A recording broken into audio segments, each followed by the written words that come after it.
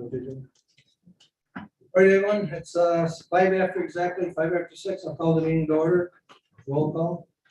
James Basile, Present. Andy Dennison, Present. Lydia Patty Ruffini. Here. Christopher Petras, Here. David Gould, Here. Robert Shea. Here. Hans Petcher, Here. Mark Strong, Here. Heidi Nightingale. Present. Elaine Daly. Here. Trisha Kerr. Here. Christina Calarco. Here. Michael Didio. Here. Brian Muldrow. Present. Aileen McNabb Coleman. Present. Thank you. All right, pledge of allegiance, please, and we'll remain standing for a moment of silence.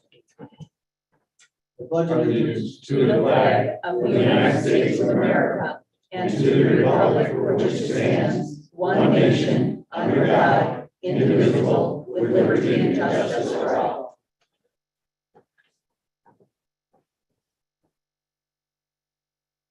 Okay, thank you, everyone. Okay, proclamations. I don't believe we have none on the agenda. Nobody has one. Okay. Presentations. Lynn, we have no deaths in the family that anybody knows of. They haven't notified us, so let's hope not. Lynn, it's all yours.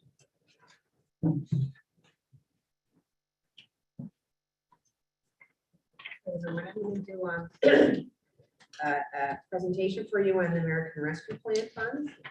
This is kind of a combination of some presentations I did last year that will bring you up to speed on what the funds can be spent on, and we can also talk about the funds that have already been obligated so far, and what we still have available. And there have been some final rules that we just recently received in the last couple of weeks, and there have been a few changes. And the interim regulations that we had, they're actually going to make it a little bit easier for us. So that's good news. So go ahead. The American Rescue Plan funds are basically broken down into 5 categories.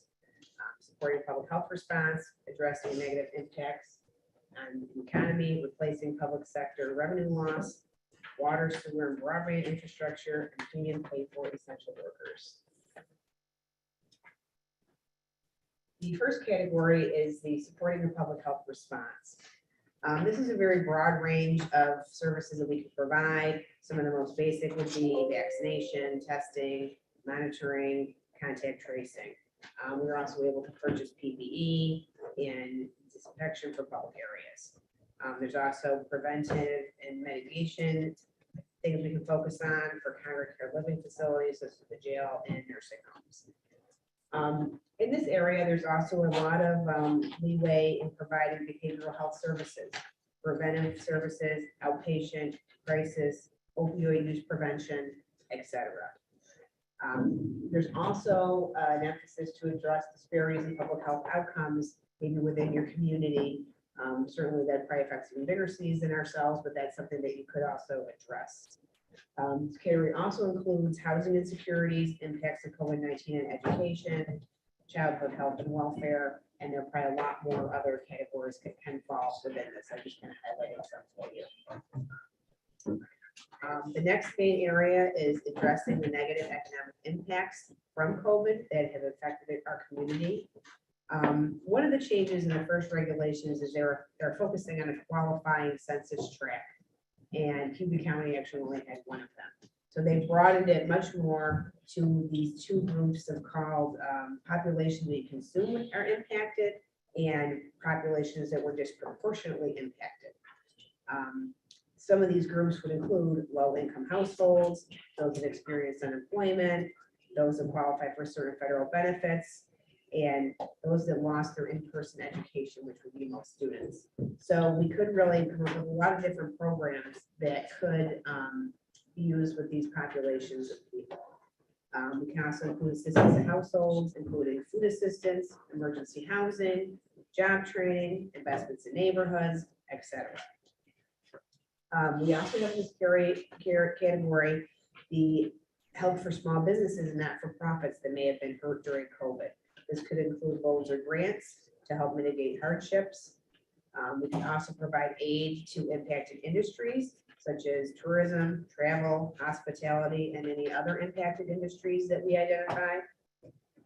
We could also use it to bolster and restore public sector capacity if we had had, a reduction in staffing during COVID. We really did not.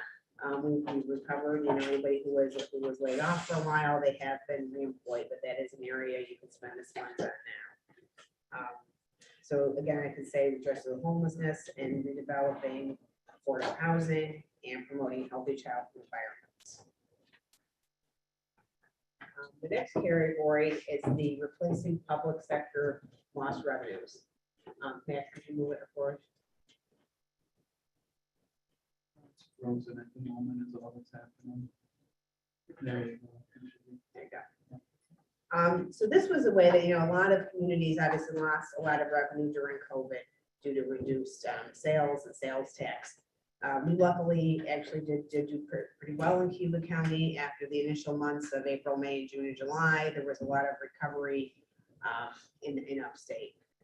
They did change this now. You could do a revenue calculation to determine what your revenue losses were.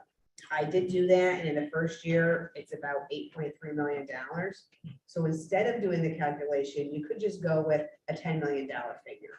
So that's what we're going to do for our county, because that will allow us the most flexibility that we can spend the $10 million on basically anything that you would call a government service. So that would include roads, building, maintenance, infrastructure, any department that we have currently as a department at the county, the funds could be used for that. So that was a nice thing. And by picking this $10 million senior allowance, the reporting should also be a lot easier, which I do too. So that is, we report directly. I'm just curious for you to know, it's an IRS website portal that we claim directly the funds there as a county. The next area lumped together is water, sewer, and broadband is one area. They have expanded this a little bit in the final regulations. At first, it was kind of very restricted to being projects that are eligible financial assistance through the EPA Clean Water Revolving Fund or the Drinking Water State Revolving Fund. So it was very restricted. They have expanded a little bit more now to also include lead remediation, culverts, residential wells, certain dams and reservoirs. So probably if you can think, of any type of water or sewer project, it would fall within this. We've also got stormwater runoff, water pollution, flood control, green infrastructure that supports stormwater resiliency. So again, a very broad area for water and sewer. Next one is some broadband infrastructure. It's very detailed in the regulations talking about megabits and hertz. I don't even really know that. Really, the priority here is that they really wanted you to focus on priorities and communities that are underserved or unserved completely. The COVID-19 underscored that importance of reliable high speed for schools, healthcare, and employers. So it all kind of became more obvious that how impacted people work with that pockets that didn't have good connection. They really want to focus on the lack of access to the reliable high-speed broadband connections. Another category that we haven't talked to much, but certainly has always been allowed, is premium pay for essential workers. The definition has been expanded in the final rule somewhat of what essential workers are. It allows for premium pay for those employees that have worked involving regular in-person transactions, which can either be with, you have to be reporting at work. They specifically say telehealth is not considered in this. This is not just for county employees. You could also, spend this money, and we have such a grant program if you wanted to for employers within Cayuga County, that if we wanted to pursue this, that's another thing you could do. It could go to employers, whether it's healthcare or food service or, grocery stores, whatever. Here, the priority should be given to low and moderate income employees that were felt to be disproportionately affected. The wage losses. So nursing homes, hospitals, grocery store, truck drivers, just some examples. Okay, so this is a little history for you. So we did in the summer of 21, we did have departments. We asked them to submit requests for the ARPA funds. We also asked some of our component agencies But that's really what this list compiles that we're gonna get into. It was not, opened up really to legislators to submit requests. It was not open for not-for-profits or anybody in the community. This really was just our own internal departments, just to get a starting place to get some ideas. Requests are grouped by eligible spending categories. And the award that we received is $14,873,990. That's the award we got. The funds must be obligated by December 31st of 24. Yeah. Question though. When do they expect the second part of that? I think it's supposed to show up in the spring of 22. They kind of said one year later. I don't know if that will happen or not. I mean, I signed us up in the portal and 4 days later, $7 million showed up in our bank account. I So guess what I'm getting at is, I don't know if we should pre-spend $14,800,000 before we actually have it all. no, I would agree with you, Amy. So we'll have more information coming, but I mean, I would think a lot of these projects that we're going to talk about are probably more long-term projects. They're going to involve capital, they're going to involve contracts, they're going to involve a lot of things. So certainly you could hold off on initiating, the start of something, even if you want to decide, oh, I think we want to do that. You know what I mean? We don't have to certainly execute a contract. But that's actually what I was going to explain here. Like, so some of you may not know what obligating it means. It would mean you have to have a contract set in place by the end of 12/31. Not just a resolution pass, not just an idea.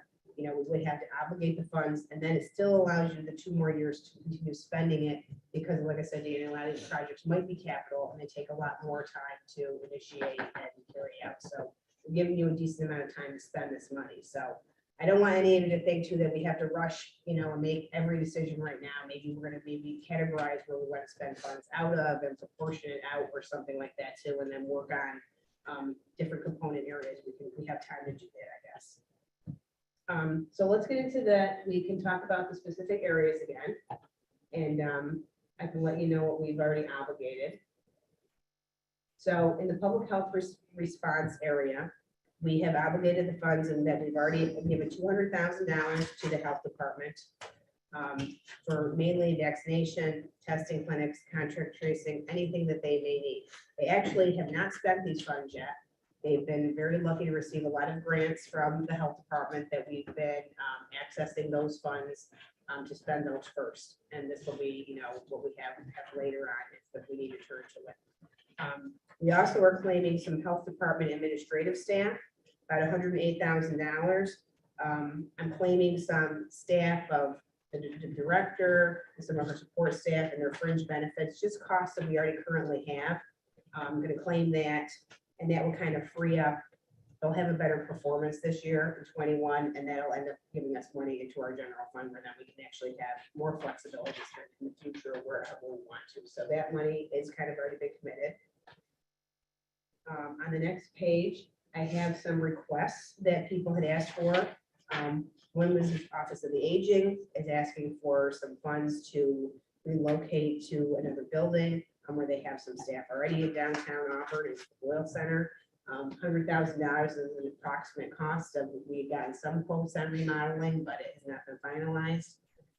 There was also a request for foster care families to give a payment for additional during COVID.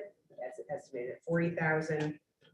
We had the foster parent recruitment and retention project at $100,000, and the mobile crisis team expansion. The original request is what I have in here at the $108,000 that was originally submitted. Just so you know too, on all of your desks, I did put a spreadsheet that details this all out, also on there for you. There's a little bit more detail that we'll see when we get into some of the buildings. I didn't detail it all out in the presentation. For the negative economic impacts, we had already authorized the restaurant voucher program for $100,000. We have only spent $36,750 of it. We actually were planning on running it twice, and we authorized $50,000, and then we're going to run it again. We did not run it the second time, and all of the vouchers were not redeemed. So this is what we have spent to the restaurants, $6,750. And we recently obligated funds for some homeless shelter for emergency housing. That's $250,000 for that project. We've only had a few other requests in this area. One would be Cayuga County Water and Sewer Authority. They wanted to replace some lost revenue from some unpaid water fees that people had trouble paying during COVID. That's $35,000. And there was a request from one of our departments, employment and training, for some laptops for job seekers. They would use up the one-stop location. Okay, the replacing the public sector revenue, this is really everything else, all other types of requests. What we have obligated in here so far has been the $1 million towards the revitalization at Emerson Park. And we did obligate money towards Sterling Nature Center, the construction of the new center up there for $861,000. So some of the other requests that we've had, I said are on your other sheet too, we have Cooperative Extension has asked for $65,000. They do want that annually for regional agricultural cooperative extension team. The digital records retention system that you've heard the town talk about for $1.5 million. Employment and training and Cornell Cooperative, they're actually being moved into a new building that the community college is renovating right now, and they need to get some cubicles, a whole new kind of office setup up there. It's about $50,000. The highway department has several requests. They have a fuel systems upgrade system, $400,000. They'd like to replace a salt shed with a larger shed, $600,000. We want to replace portable radios at the jail, $240,000. For vests, $32,000. Body cameras for the sheriff's office, $228,000. So that would really be supplementing, I think, the grant that he's now applied for. He's going to get some funding for it. Tasers for the custody division, upgrading those. Capital improvements. So on the sheet, I have them all listed out, but they would total up to $2.5 million. IT requests. This includes infrastructure for radio towers, replacing unsupported network equipment, replace unsupported mobile devices at the sheriff's office at $1.2 million.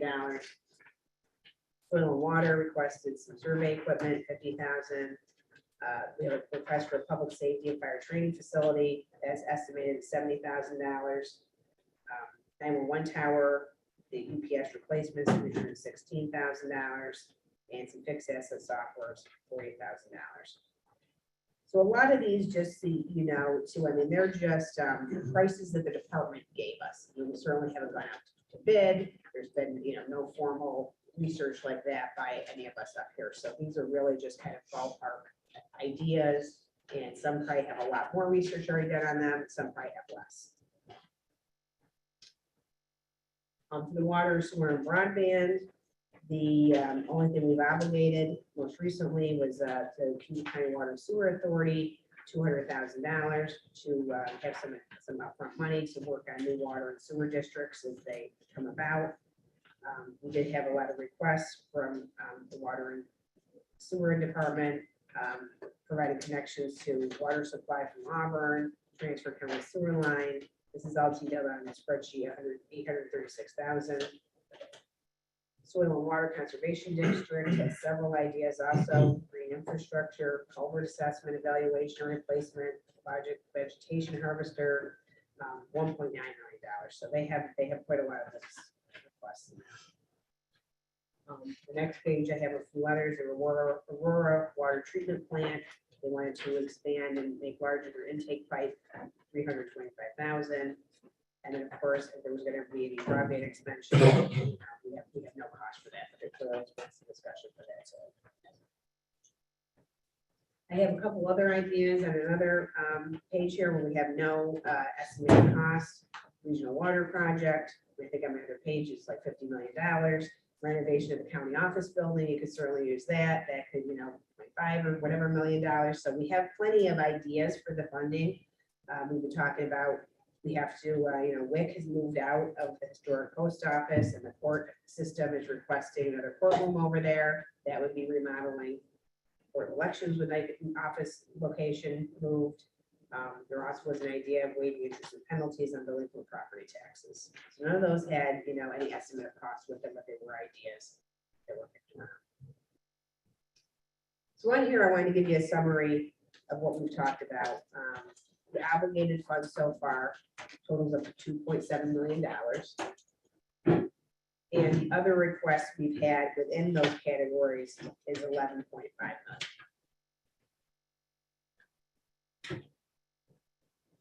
So on the last page, it's your summary again of your allocation is the 14.8 million. 10 million, we can pretty much spend it on whatever we want to. Some's already been obligated. And then the required spending in the other categories has to be 4.8 million. So of the required categories, we have only committed $858,000 so far. So we have not, met very good threshold there, but we have lots of ideas for sure. And for the revenue loss, the same thing. We committed over $1.8 million so far. So, there's lots of things I haven't included in here that you can spend the money on. I mean, a lot of ideas, even if you can't put them into the loss of revenue, depending on what they were, unless you're actually building something, that's gonna be a little, there is a new requirement. I noted that if you're spending $1 million on a capital expenditure, you have to put like a justification in, you can't just like claim it. And if it's above $10 million, you have to have a more in-depth explanation. I think they even have to review it. We're not submitting a plan to anybody, it doesn't work that way. We're supposed to, in good faith, be spending the funds on allowable activities. I'm sure, as part of the IRS, obviously they can audit anybody, and I'm sure the larger municipalities who've got, hundreds and hundreds of millions of dollars, and they're gonna have, large claims, probably will get the most look at, just like a tax return, same idea. But so clearly we're going to try and obviously stay within the guidelines of claiming this, but there will be no pre-approval, of anybody to say, oh yeah, that's fine, you can spend the money on that. It won't work that way. So I'm not sure if anybody has any questions. Lynn, I just wanted to note that I think that there's still flexibility for us as a body to consider things we haven't considered in the past, which is all of these requests come from within our county departments, but we could also think about putting out the opportunities for RFPs to not-for-profits or other agencies within our counties. And even having legislators look at what's happening in their own districts and proposing a project. Correct? Yeah, I think, Dave and I have spoke a little bit. I think the process now is going to have to go to the legislature to decide how you want to, go about trying to spend it. It's a good problem to have that we have this money, but there's a million ways to spend it. So, that's the thing, is how do we narrow ourselves a little bit so we can start making some progress and work on things that we think are, necessary. Part of the funding is to help people who are affected by the impacts of COVID. So, we really haven't gone there yet to try and do some extra programs. There's a few proposed by social services and mental health, but really not a significant amount of funding. So if that's up to you, if that's something you want to pursue and find a way to like divvy money up amongst districts or something like that, have grant programs, you can do that too. We can either have loan programs we can set up for small businesses to repay us, or we can even have grants and we can have application processes. There's lots and lots of things we can do. We can, do research to other counties if you want us to, and try and get some different ideas of what other people have done so far, maybe at our size. It's really going to be how you want to approach it at this point, to work on it.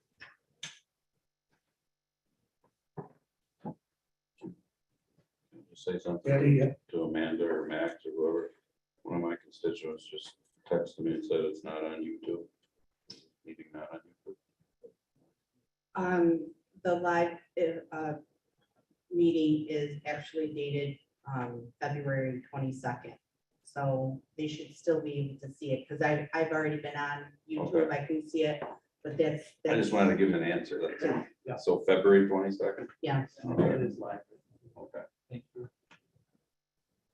Any other questions for Lynn? I know how hard she worked on this, so we appreciate it very much, because it's not easy, so we appreciate it. Yeah. Yes, Elaine. And it won't be a terrible question, but does it make sense to look at where the mandatory spending has to happen first? The flexibility is 10 million, you said. There are 4 million that has to be in these defined buckets without options. Is that I don't think that's for me to answer, honestly. It's whatever, we have more than enough projects to spend all this money without even asking anybody else. So you still have to decide if that's what you want to do, is still ask other people. You know, these were just requests by department heads. I can't say whether this is the priorities of the legislature at all. I mean, so you do have to decide, the But we water do- and sewer can easily spend its priority, those categories. The mandatory Yes, categories. yes, we have more than enough requests in those categories from our couple of, component agencies, water and sewer. So I mean, they obviously work amongst the whole county, and, they spread their services, throughout the whole area. Anybody else? I guess I'll just make a comment. First of all, thank you for the presentation. Definitely a lot of information to process. We have a lot of great projects already to consider, but I would love to open the process up a little bit more. Something for us to consider with the nonprofit community. I think there's a lot of needs there. If we could look at an RFP process, I know that the United Way has been considering, matching programs, and has talked about doing something specific with this if there's interest. And even within our own municipalities that we represent, that we could utilize this as an opportunity to provide additional support for some of the projects, around the county that need a little extra help. We've already received some from different municipalities. And I think we should be considering at this point all of these things, and opening it up a little bit. I'd love to hear from the public on this. This is a lot of money that could really change the direction of our county, and to have the public weigh in on what's important to them would be great. I think that's a great idea. I really do, Trish. Anybody else? Jim? Yeah, so I don't disagree with Trish, but I think, is there a working committee that oversees this? We really should decide on this, either what's in front of us, or if we're gonna reach back out to the department head one more time to see if anything changed before we dissolve the money into other programs. Jim, I think I can answer that. We've got what's called a leadership that I set up when we first started. Okay, There's 2 Democrats, 2 Republicans on, and we just met today, and we actually talked about Heidi and Elaine and Bob and myself and Mike. We talked about it, okay. No, and we didn't get an awful long ways because there's a lot of stuff out there to decipher. But Lynn came in for a few minutes, so I think what's gonna happen is we'll talk in this leadership meeting, and they can take it back to the caucus. That's a way to start. Yeah, okay. Thank you. Anybody got any other questions for myself or Lynn? I guess just one more, when this list first came out, one of the questions I had was, can we also look at the total project cost in comparison to what the ARPA ask is, so that we have a sense of what the leverage is on these projects? Yeah, I mean, I still don't have any of that information. So when we're interested more, I mean, I think those are pretty much the total cost. I don't think anybody, except for Steve with having it be the match toward the rest of the project in Emerson Park, these people pretty much put in, oh, this is the cost of the project. Now, whether they, we can budget part of the money and provide part of it with ARPA, most departments don't have access to a lot of funding. Social services does, the health department does, and mental health. Highway does have some, so then it could be a match in there. It's like you could end up, applying for, some more bridges or roads and use this as the match money for some highway infrastructure. I think we also have to keep in mind, the governor's budget, I've looked at it a little bit. They have a lot of money too, and they're upping a lot of funding for, I think the highway's gonna get a lot more money. So we have to keep that in mind too, that we don't want to go and spend our money on something that we're about to get more state money on. So we have to kind of look at those too, but there are certain areas that really, there's not much funding that historically hasn't been, and they're probably not gonna get it, suddenly for that. So, I mean, I think Dave's got the right thing, is we have to take an approach because we only have so much time. We didn't hire any extra staff so far to work on this. It's a lot of project work. We can't really be spending a lot of time pursuing projects that we're not interested in. doing as a legislature, and department heads will be more than happy to give us any information they want if it's a project we're actually considering. And one of the things is going to be, is it's even a real price? I mean, we found out with the OFA expansion, the price was triple what they thought it was going to be once we got quotes on. So, that's something too, before we go too far. This is, I want you to know, this is just very low level, sketchy ideas. It's not, they have not been hugely formulated. So it's really just a starting place. Yeah, so you guys will have to figure the direction. Jim, Yes, Chair. So if the leadership team is gonna look at these projects and see which ones are viable and get that hard price number, so we know where to go for from there, or they're gonna go back to those department heads and say, what's a fuel station cost, or what are the cameras cost? So we have some hard numbers to look at. Elaine, I guess, unless I misunderstood what was happening, that the ask was that people would go back to their respective caucuses and look at what some priorities are from your caucus and the Democratic caucus. What are some of the projects that we can agree on right now that we would mutually support to move forward? And that's what I thought was coming back, not that we would be the think tank of getting these proposals and doing all of that. We just want to try to get some agreement on, can we come to some agreement on some of these higher level That projects? are in front of us. Yes. I'm fine with that start. Yep. Absolutely. okay, I accidentally left Mark off. Mark's on that leadership team too, and I didn't mean to leave you off, Mark. Lynn, great job. We really, really appreciate it. I know you're gonna have a lot of work ahead of you. I will have another presentation for you. That That was a good one. Yeah, That that was was a good one. shorter, this one. I just wanted to give you an update on some of the opioid settlements. 3 of them have come in, but there will probably be more coming. And this is just a snapshot in time of what we know right now with these 3. So just to give you an idea, because there has been conversation about, oh, there's just money and how much is it? So there have been 3 different awards. This is the first one called the distributors. That would be, I guess, synonymous for all these names of a whole bunch of corporations that were involved in distributing these pharmaceuticals. So the awards are being given to us in a couple different ways. So this one, they're actually making payments over an 18-year period to us. The total unrestricted award is $487,000. We could actually use it on anything we want. Then there's also another $487,000 award that we have this direct spend on abatement, is what they call it, which basically is you're going to reinvest it into some opioid preventive.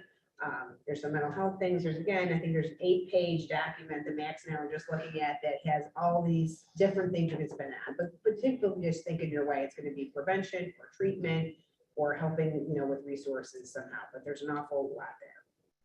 So in total, that's $975,000. Now, granted, we're going to get it over 18 years. There's also a separate regional spending award. It's $1.3 million. We're not sure how that's going to work yet. You're going to have to write and apply for that. Okay, the county will apply from that from this regional state group, but we don't know if they're going to apportion it out amongst departments at the state, and you'll write a grant specifically to the department. Whether who knows if they'll even get a regional award they want to give, and there'll be several counties writing for it. So we just don't have a lot of information on that yet. Then there's another one that's the first one. Then the second one is Johnson & Johnson. This one, they're paying it over 10 years. Very similar, unrestricted award, $112,000 over the whole time period. And we also we have to spend part of it on that. You certainly can spend all of it on opioid work too. I mean, but you just have to have that separate portion be spent on a reinvestment. They also have a regional spending award that we know about for $301,000. And that'll work the same way, which we don't really know how it works yet, but we'll be finding out. Now we have one that we just recently got that I think you're going to be asked to execute today. This is a one-time payment is all we know about yet. Broken out the same utility, but this will be paid all at once, not over a bunch of years. It's a one-time payment of $180,000. It probably will also have some regional awards. We haven't even gotten that information yet, but in the letter it appears that there is. So I think you're more interested in here, short-term planning. I just put up 3 years. Obviously, some of them is gonna be paid over 18 years, but this gives you an idea of the one that has the longest payments. They're kind of distributed pretty evenly like this, 40-something thousand a year. The next one with the 10-year award, they have a big payment up front, 2 years with nothing. I think then there's another year of 24,000 and it drops down to like 4,000, 4,000, 4,000. So not distributed evenly. And the last one's all up front. But if you wanted to say, I think Rich has already got notification on the first two that we should be getting payment relatively soon. The third one, like I said, you're just signing it now, but I'm sure the money will probably show up in 22, at some point. But if you wanted to be planning, I know that there was a request from the healing communities. There clearly is money here. And then if you go to the next slide, that's the guaranteed money. The next slide, this is the funding that's in that regional spending that we know about. So this should be accessible for us also to be able to spend it. So it just gives you an idea that there is certainly money readily available for some investment in the opioid problem and treatment and continue education that we've been doing in prevention. So that's just like an up-to-date thing. As we get more information, obviously we'll be keeping up to date. We're going to have to be keeping track of the funding and how we spend it, because we will have to do reports to show for this abatement part. We'll have to be reporting out what we did and spending it on. We can't just keep it. So just a little update for you on that. That's all I wanted to do. If you have any questions, but we'll keep you up to date as the words come in and try and keep it in a simplified spreadsheet. Then how the lawyers put it. Then when this money comes in, where does it go? Does it go to the general fund? Well, I think we're gonna treat this money the same as how we're treating the ARPA money, and that as it came in, we're just putting it kind of in the bank and putting it in a balance sheet account and deferred revenue. And then as you authorize the use of it, we'll bring it into the budget so we can match revenues and expenditures together as we're spending it. So it won't go into the general fund, really, until we decided a purpose for it. We're just gonna hold it aside, which is what we've had to do with the ARPA funds that came in. We're just putting it in the budget.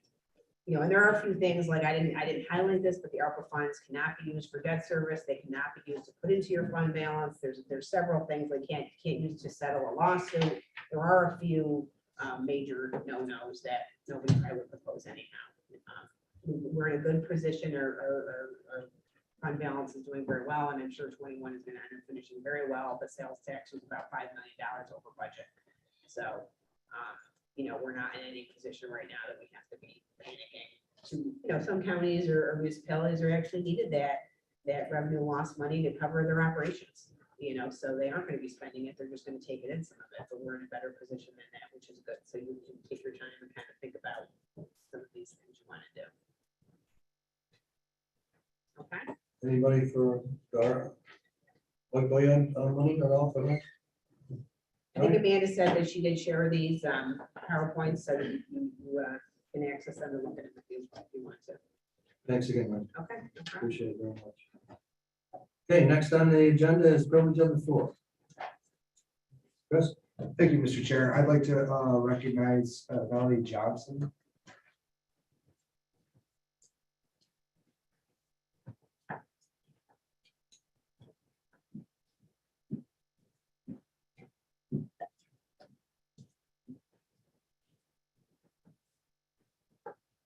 Good evening, everyone. Can you hear me with my mask on? Thanks. My name is Melody Smith Johnson. I'm privileged to be here. I want to remind you that it was June 2019 when I stood before you as this body grappled with the resolution calling for increased diversity in the county workforce. And with 11-3 vote, the body chose to direct the county's Human Resources and Civil Services Department to maximize recruiting efforts in minority communities. And I stand before you today to say that you are once again at a watershed moment in choosing the next Civil Service Commissioner to service the Cayuga County alongside Mr. Delaney and Mr. Sherman. And I'm asking you tonight to once again put your vote with intentionality to ensure that Cayuga County Civil Service Commission will represent the diversity of our county. To make this statement with the power given to you by the electorate of this county, to demonstrate that representation truly does matter, and to be courageous enough to say that it's time for change facing future-facing change. Well, why is that important? I'm glad you asked. It's been my experience in my 20 years of HR executive leadership where I have successfully guided organizations to effectively be positioned in the marketplace and built HR teams that are both culturally and racially diverse, counseling executive leaderships on HR best practice and organizational design in Cayuga County, Onondaga County, Broward County, Florida, Newcastle County, Delaware, and in every 5 counties of New York City. That the whole of who we are as an organized body, as a community, and as a county is always bettered by the intentionality of leadership to bring to the team the most qualified and proven leader for the job. And I submit to you, sirs and madam, that amongst those considered tonight for the next commissioner appointment, that I am that qualified and proven leader. And tonight it is time to add to the depth of my passion and my experience and the perspective that only I, as a woman of color, can bring to the current Civil Service Commission as it carries out the work of the county to deliver public service to every single one of our county residents. The county deserves this. And in closing, I say you have the opportunity to let every resident, every woman, every Black and brown man, woman, boy, and girl in this county, not just imagine, but to actually see themselves further invested in our county, knowing and believing that they belong here. That is your charge today. And I say, let the wheels of change roll on your watch, and let this great change start with you. Thank you.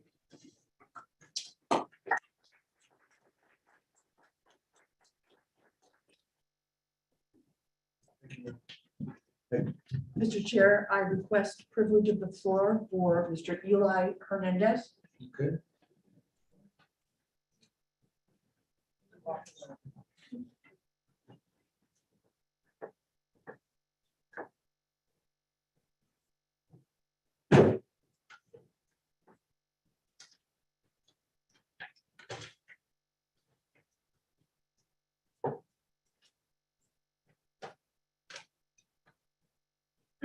Good evening. My name is Eli Hernandez, and I live on 9/4 Ave, Albany, New York. Tonight, this elected legislative body will take action on several important topics that are of concern to the Auburn-Cayuga County branch of the NAACP, the African American community, and the taxpayers of Cayuga County. I would like to take this time to congratulate you, Chairman Boo. I always call you Sheriff. Thank you, Eli. But that's now reserved for someone else, but, Thank you very much. and I want to call to your attention that I'm here this evening with concerns from the community that you have been called to lead. Almost 2 years ago, legislator Andrew Dennison engaged in racist behavior that led to the protest in front of this building, followed by a dozen speakers here. Taxpayers calling for his resignation. Eli, we're getting into personal things now. We can't do that. Is this exactly where we can come in and speak? No, that's for executive session. You can't get into personal things. This is not personal. Yes, it is. Let him go. How is it Let him personal? go. We've had the same It is. conversation before. Chris, As long as the legislature doesn't mind, I'll let you go, but it is. could I ask for attorney to clarify what privilege of the floor speakers may be able to say and not say, as they are not legislators. So if it were to come to the qualifications of Mr. Dennison in a particular position of employment, I would say that those things would be best reserved for employment history of a particular person.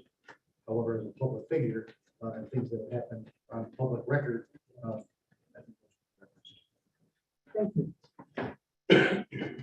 After Mr. Dennison's vile racial motivated comments were met with resistance from respectable bipartisan leaders in our community, he ultimately resigned as the chair of the Judicial Public Safety Committee.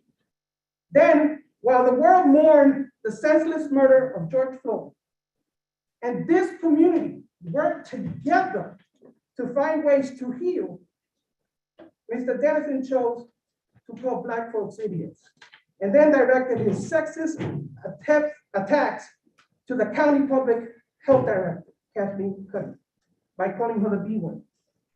Shortly after that, the legislative body, all of you, unanimously passed a resolution denouncing his comments. However, Mr. Dennison was not deterred.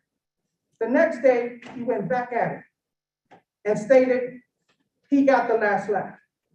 Chairman Gu, should this behavior be rewarded by appointing Mr. Dennison as chair of the Public Works Committee? This appointment is a slap on the face to the taxpayers who stand for decency, respect, and leadership. Mr. Dennison should not be allowed to chair any committee of this legislative body. He has clearly demonstrated that his personal beliefs are in direct contrast to the people of this county. Chairman Gu, the people are depending on you, sir. Thank you. Thank you.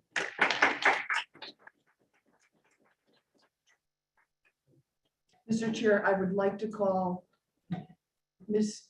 Gwen Weber McLeod, or I'm sorry, Dr. Rhoda Overstreet as for privilege of the floor.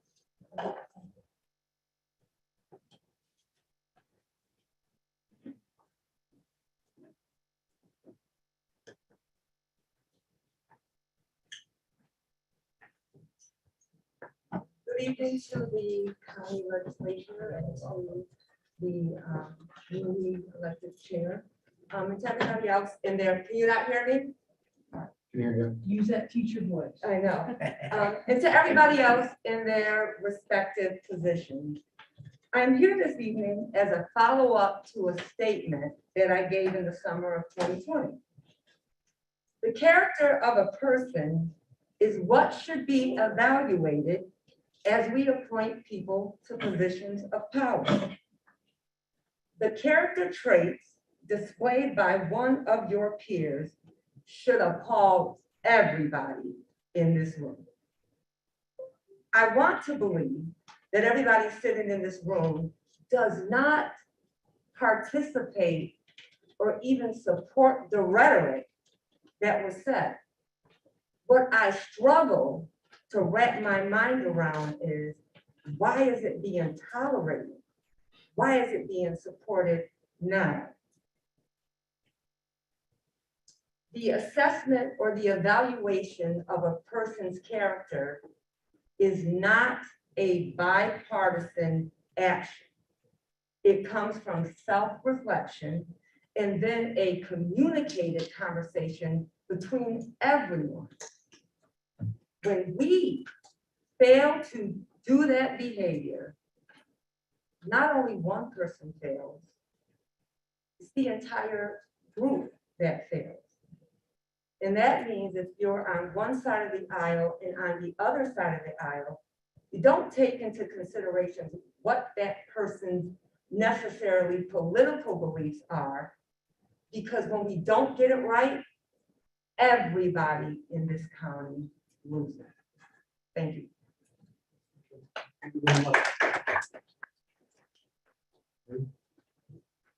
Mr. Chair, I request privilege of the floor to Gwen Weber McLeod.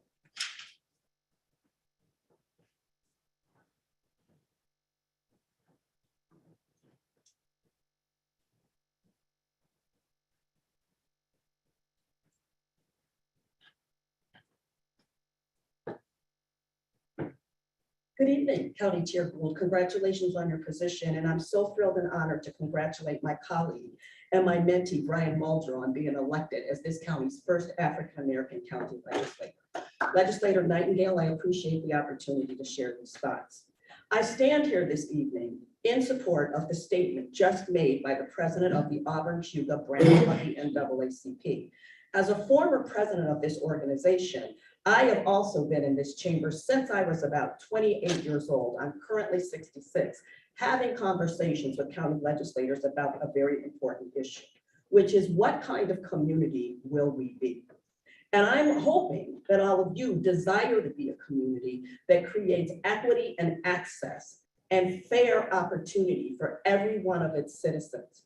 It was previously stated in 2019, why should this body care about the concerns of the African-American community? Because those people only represent 5 to 7% of the county's population. What I'd offer for your consideration is those people own houses, pay taxes, and are contributing leaders in this community. So I am also concerned about the appointment of Andrew Dennison to any county chair position. His documented past, both identified and on the public record as racist and sexist and personally directed toward me, are beneath the office of any county legislator. How do I know? My parents were the first African-American legislators elected to the Jefferson County Legislature in Watertown, New York. This behavior is a stain on you. I don't have a personal beef with Mr. Dennison. I'm talking to you as a body. And any votes you take to support him and his continued behavior are going to go down on your personal records as supporting someone who has demonstrated track record of not supporting equity, justice, and fairness to opportunities for all. And the question I'm going to leave you with is one I ponder every day. What type of ancestor will you be? What will future generations of your family and Cayuga County residents say about me and all of you as we continue to try to grapple with the issues of race and gender in our community? I think of my record all the time. And the thing I'm going to ask you to think about is what kind of ancestor will you be? And what do you want future generations of your family to say about you as it relates to the future lives of my grandchildren? Thank you for the opportunity.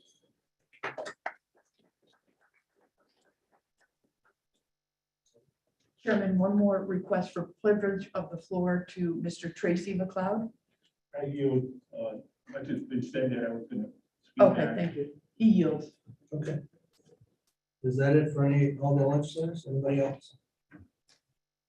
Okay, moving on. Minutes to approve, December 9th and 14th, 2021. Can I ask to get January 1 separated? I'm sorry, 90. Can we separate January 1 minutes? Okay, I don't even have January. I got January 4th. This is December 1. It's supposed to be one, but it wasn't changed, yes. Yes, absolutely. All right, approval for December 9th and 14th, 2021. Motion? Moved, Beatrice. Second? Second. There you go. Any discussion? All in favor? Aye. Thank you. January 1st, 2022. Eli? You can move it. Any second? Second. Mike? Okay, discussion. No discussion? All in favor? Opposed? I'm opposed. Passed. Appointments and reappointments. There are several of them there. I'm going to bundle them all together unless anybody wants to take any of those out. Motion to waive the reading. Second? Second, Mark. Mark? Any discussion?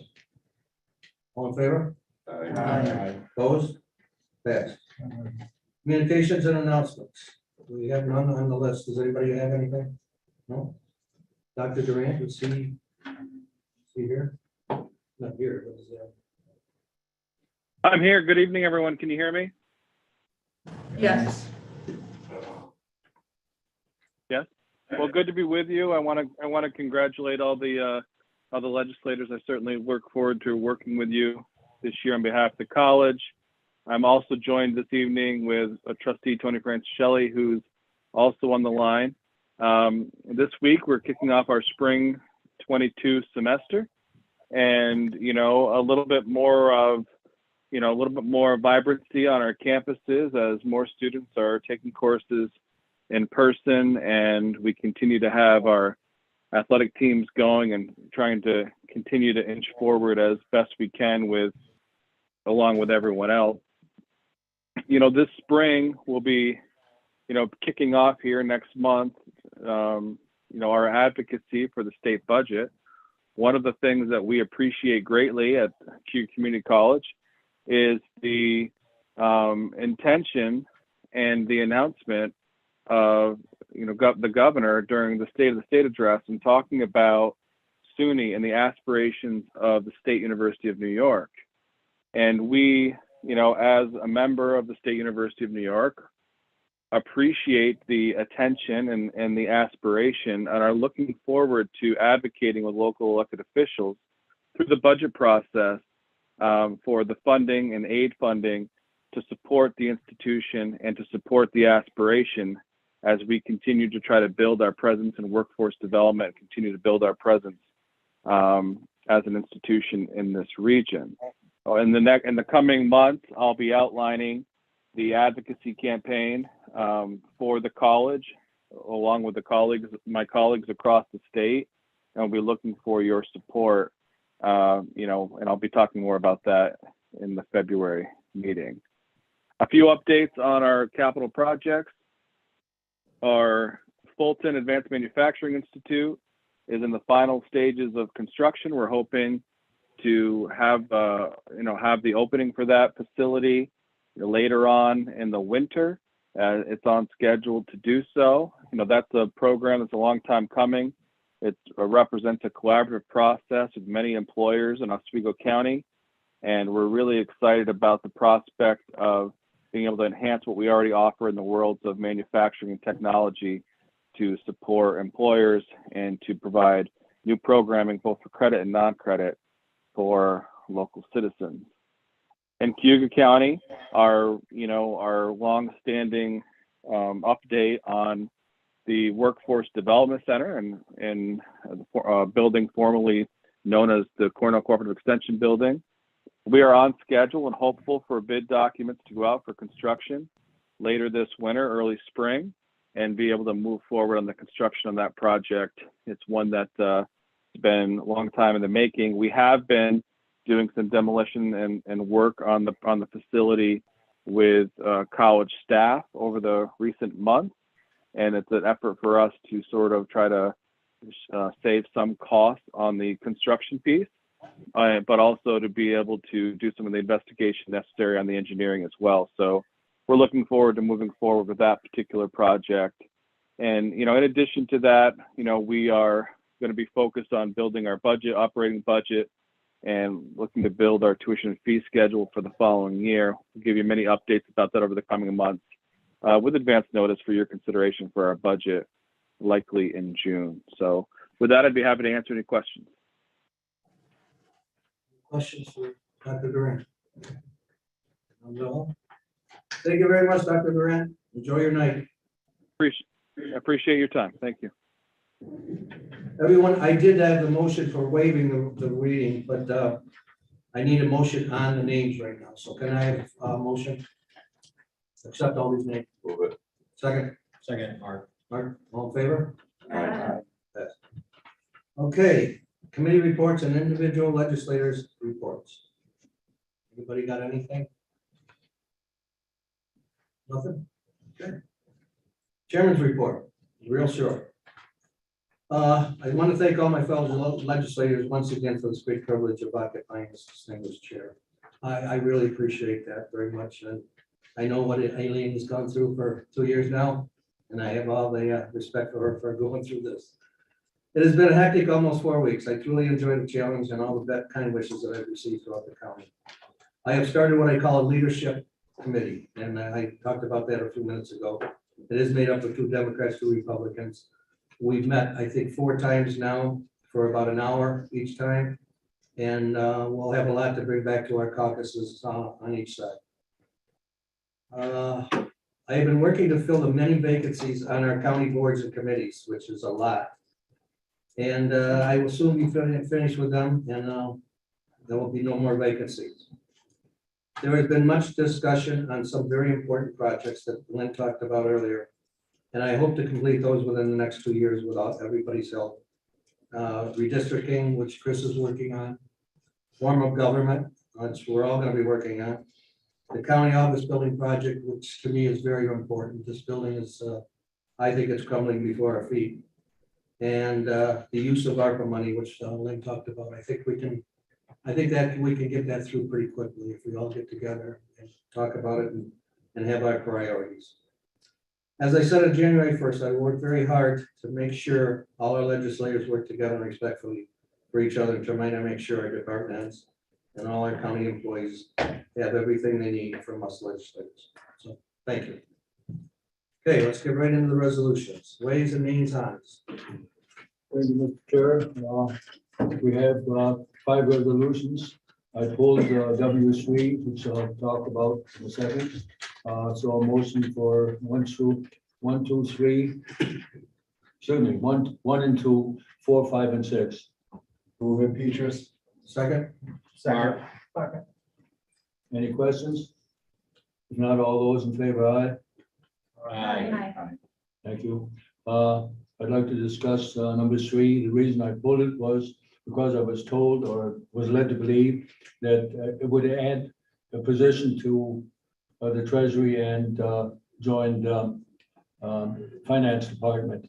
It turned out not to be true, so I'm reintroducing it as I guess, a resolution from the floor. Chris. Mr. Chair, I will move that as well, but I would just, if I could have a point of order from our county attorney, is it sufficient the way that just went down? I think it was sufficiently identified as not having gone through committee and the reasons for that, and that it will be brought up, but there's already a motion on the floor. That's what I mean, is, can we, Right. because the fact that Hans called the question, do we need to have another vote? You have to have 2 votes. You've got resolutions 1, 2, 4, 5, and So 6. Dave should call on the bundle, the first bundle, right? Discussion and a vote, Okay, and then there. and then I'll motion for the number 3, okay. Everybody understand what, Mark? No, I'm just going to second. Oh, okay. So we did bundle 1, 2, 4, 5, and 6, and everybody is in favor of that, right? Yes. Now Yes. WM3. I'll move that. Chris is moving it second. Second. Any discussion on WM3? I want to thank you, Hans, for doing that. I know you met Mary Beth, and I know she was very appreciative. So thank you for doing that. Thank you. Health and Human Services, Elaine. Wait, We gotta vote on that one Hold too. on. Oh, I'm sorry, we didn't vote on it. Okay, all in favor? Aye. Any opposed? Thank you, Pat. Sure. Health and Human Services had 21 resolutions on the agenda for this month. I am prepared to quickly go through them all if that's the desire, because we did have pretty lengthy discussion about them at Ways and Means.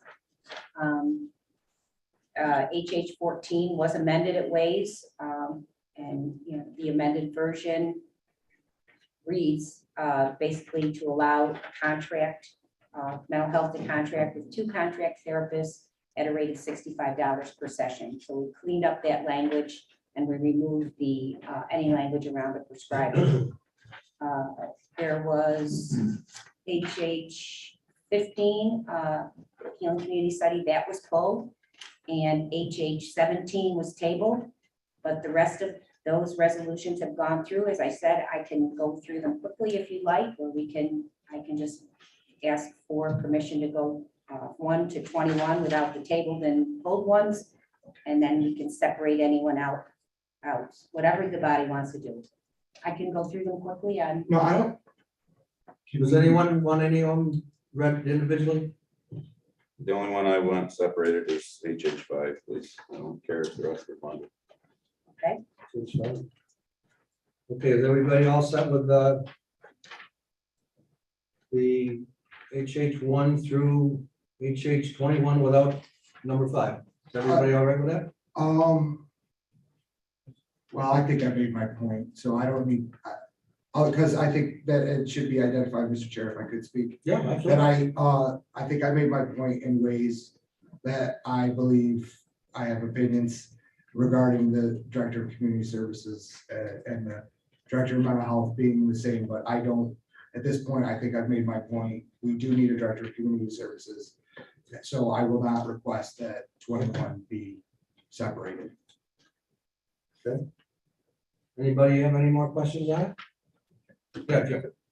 I just want to understand, so we're not going to be voting on 15 and 17, they're going to be in 5. Yes, not 15, not 17, and Andy's asked for 5 to be separated from the bundle.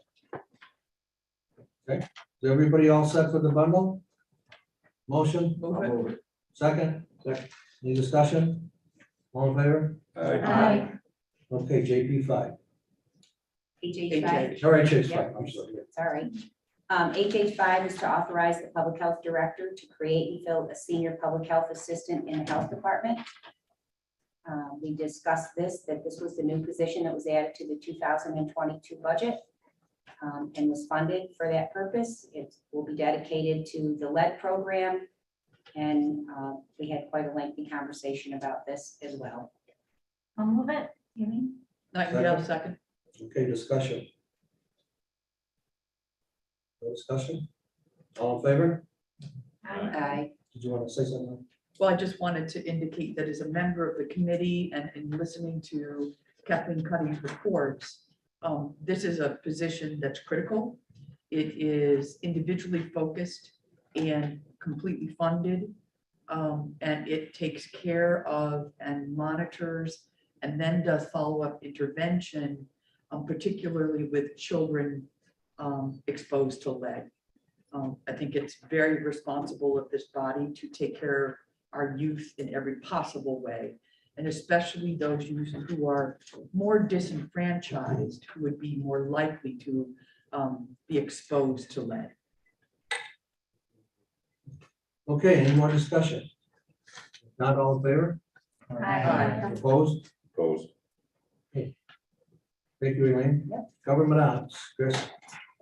Thank you, Mr. Chair. Go from memory because I'm blind. Government ops has one resolution this month. It has been through both committees and I will move that. Okay, second, Second. in discussion. All in favor? Aye. Opposed? Hey, planning, Elaine.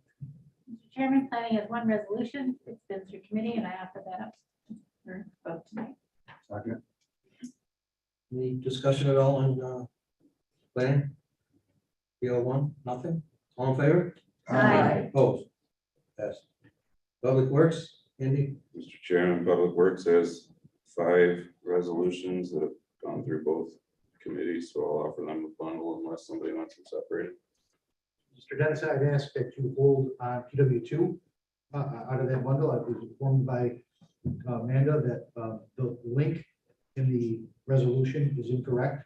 Oh, There's a link for a YouTube broadcast of a public hearing, which you certainly have to do. She's going to grab a new link, and I would ask that somebody would amend that resolution for us. okay. So you want it hold for now until it's fixed? and I then- have She the has the link link. ready. Oh, Yeah, that was the link for February was the one that we were using tonight. okay, so let's bundle 1, 3, 4, and 5 for now. Move that, Beatrice. Second. Any discussion? All in favor? Aye. And then we'll offer 2, and Amanda can tell us whatever the new link is. Yes, bear with me, so it's gonna be HTTPS://YOU.BE/72BIOTZRKOW. Well, But I'll put that in, I have that, but this is just for the record. So, That's an amendment request. So we need a motion. For the amendment. so I'll make a motion on the amendment. Second, Second. all in favor of the amendment? Aye. Any opposed? Okay, now we'll go with. So can I just, will that be clarified for people on YouTube? somehow? Yes, Because if anybody else was trying to grab a pen following you. right? no, yeah, it'll be on the agenda, it'll be all this, Okay. yeah. Okay, any more discussion on that? So PW 32. Motion on the amendment as discussed. we did that. So we'll do Resolution as discussed. Motion? Motion is for resolution as amended. Yes. Second. Second, Yeah, right, Aileen, and then I'll second it. any discussion? All in favor? Aye. Thank you. Judicial and Public Safety, Mark. Thank you, Mr. Chair. JPS has 9 resolutions tonight. As noted, JPS 3 was pulled at the request of appointed District Attorney Antonacci for further work with HR. Therefore, I would like to bundle JP 1, 2, 4, 5, 6, 7, 8, and 9. They all passed both committees. Oh, I'm sorry. Then I'll retract that. I'd like to bundle GPS 1, 2, 4, 5, 6, 7, and 8. All passed both committees, and I submit them to you as a bundle. Second. All in favor? Aye. Thank you. Go ahead, Mark. JPS, or JP9 requires a 2/3 vote. I'll read the resolution as written, authorizing the sheriff's office to purchase and equip 1 new marked patrol vehicle to replace existing patrol car that was destroyed due to being struck by another vehicle while said patrol vehicle was parked. And that requires a 2/3 vote by the ledge. Oh, Nightingale, second. Any discussion? All in favor? Aye. Yes. Thank you, Mr. Chair. Okay, thank you, Mark. Okay, legislative, there's 4 legislative resolutions. First, Ledge 1, authorizing and approving a settlement agreement to an action relating to the opioid crisis. Move it. Second. Any discussion? All in favor? Aye. Opposed? Ledge 2, appointing civil service commissioner. Sure. Yep. I would like to make a motion to fill this position with Tim Lattimore. A second. Discussion. Discussion? All in favor? Aye. Opposed? Can we do a roll call real quick? Just for.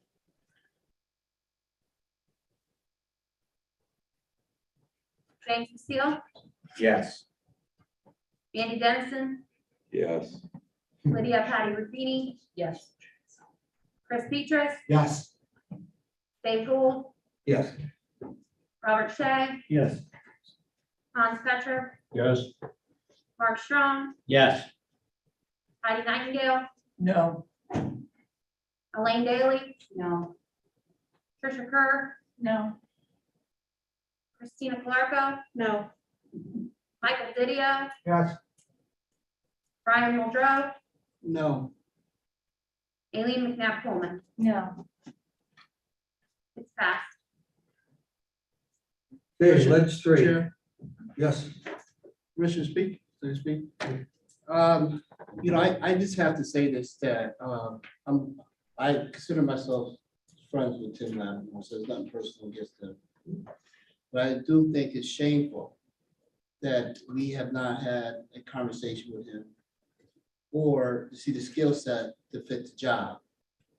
And to have Melody pass a resume around to every legislator, come here and do a speech, and we're gonna just vote for him because we know him.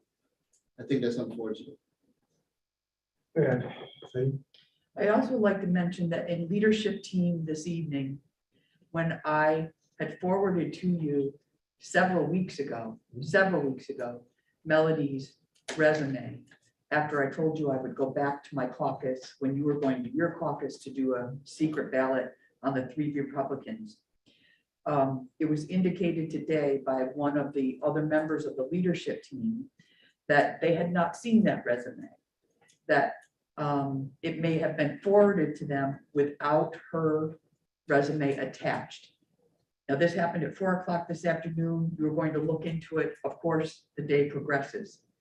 So what I understand is that Republicans never even got a chance, although it was sent around by the Democrats through my role as minority chair almost 3 weeks ago.